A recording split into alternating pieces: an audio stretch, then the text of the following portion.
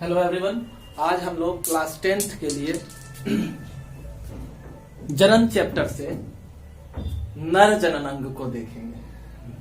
Male reproductive organ के अंदर कितने सारे पार्ट्स हैं उसको हम लोग देखेंगे। ठीक है, तो हमारा मेल रिप्रोडक्टिव नर जनन अंग जो होता है वह कहाँ मौजूद होता है, तो वह कमर के रीजन में, पेल्विक रीजन में यह क्या होता है, उपस्थित होता है। ठीक है, तो पेल्विक रीजन में यह होता है और इसमें कितने सारे पार्ट है इसको हम लोगों को देखना है। तो सबसे पहले नर जनन भाग में यह जो है वृषण होता है दो। कितना होता है, टेस्टिस जो होता है वह 2 की संख्या में होता है। बहुत सारी नलिकाएं होती है, शुक्र अपवाही नलिका, भास डिफरेंसिया, अधिवृषण इपिडाइडेमिस कहते हैं, भास डिफरेंस कहते हैं, है ना, शुक्रवाहिनी, शुक्राशय, सेमाइनल वेसिकल्स, है ना, सिसन, सहायक ग्रंथियां, कॉपर ग्लैंड है, प्रोस्टेट ग्लैंड है, ये सारी ग्रंथियां मिलकर के हमारे नर प्रजनन अंग का निर्माण करती है।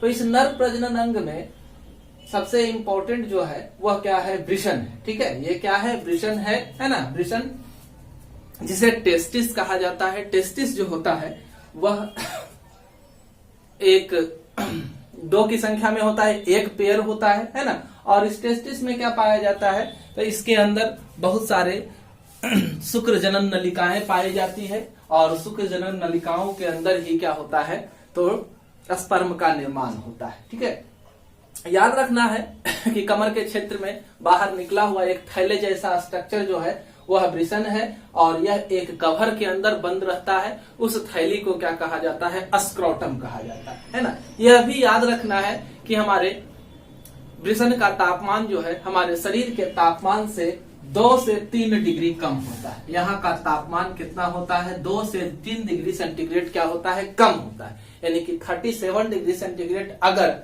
हमारे शरीर का तापमान है तो यहाँ का तापमान जो है वह 34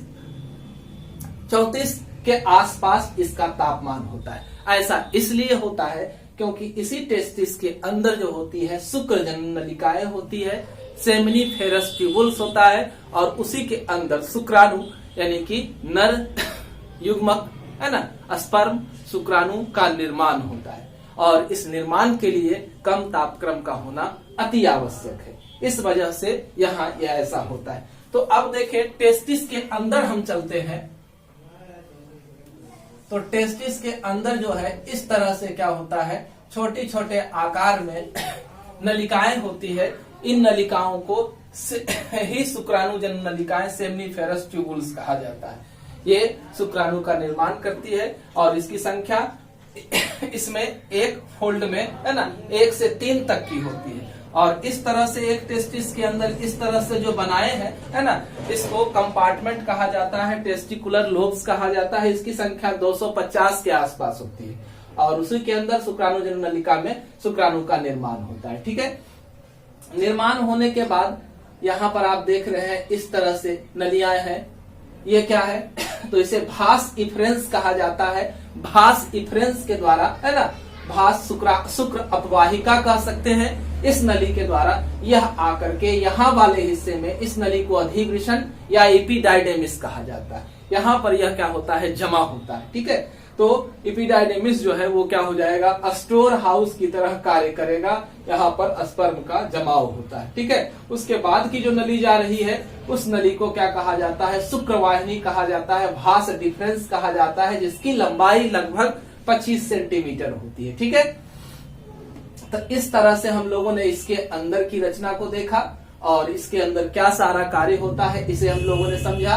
ठीक है, तो अब जो है आगे हम लोग चलते हैं। यहाँ से भास डिफरेंस के द्वारा यानी कि शुक्रवाहिका के द्वारा यह शुक्राणु जो है यहाँ पहुंचता है ना। और यहाँ पर जो है एक थैली है जिसे शुक्राशय कहा जाता है, सेमाइनल वेसिकल्स कहा जाता है।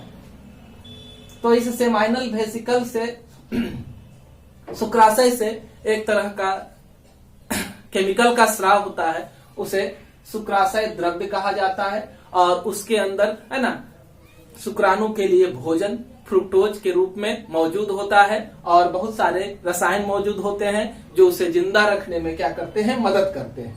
अब इस शुक्राशय से शुक्राशय से यह द्रव्य जो है, शुक्राशय द्रव्य जो है निकल करके इस ट्यूबुल्स में आ जाता है और यहाँ पर यह शुक्राणु से क्या हो जाता है, मिल जाता है।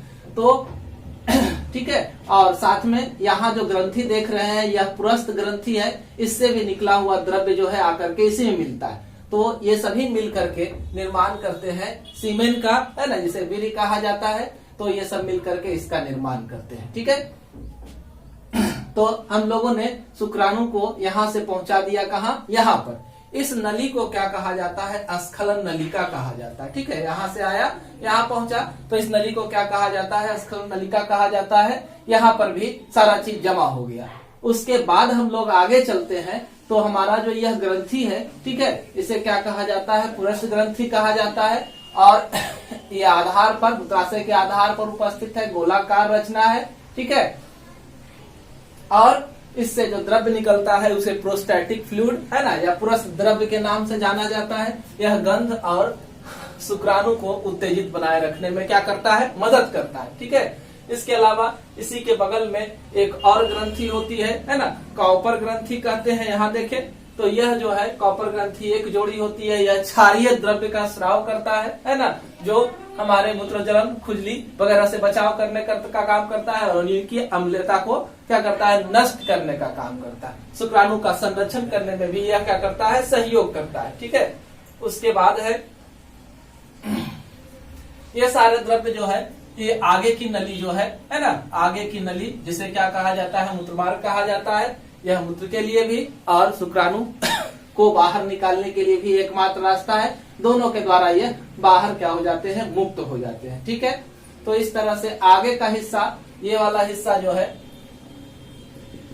ये हिस्सा यह क्या कहलाता है, तो इसे शिश्न के नाम से जाना जाता है। कैसा है, अंसल है, मेलनकार है ना, यह मैथुन अंग के नाम से जाना जाता है।